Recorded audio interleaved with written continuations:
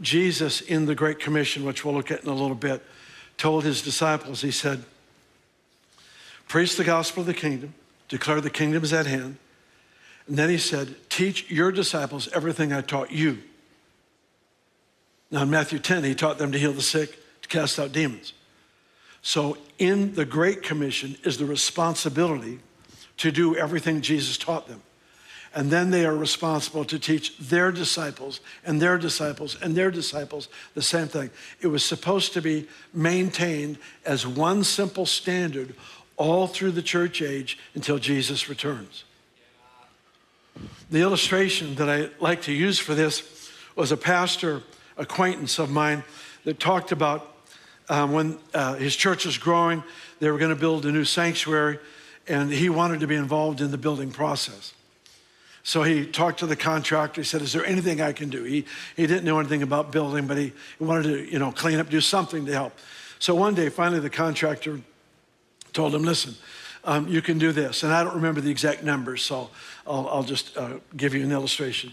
He said, you can do this. Tomorrow, because we're putting up this wall, we need 100 2x4s cut to exactly 8 feet in length.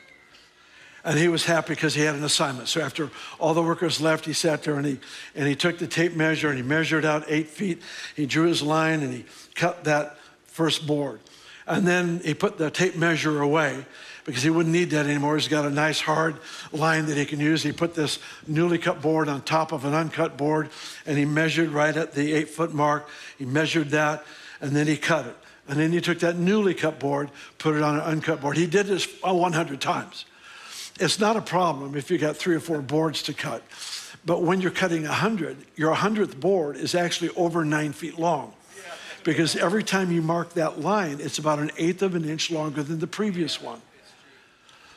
For 2,000 years, we make slight adjustments to everything that's been done, and we end up with a board that looks nothing like the original board.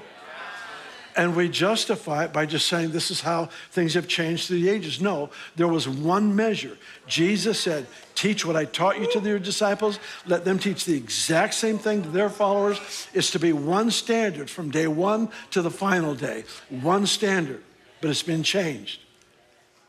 What we're attempting to do, sometimes we succeed, sometimes not so good.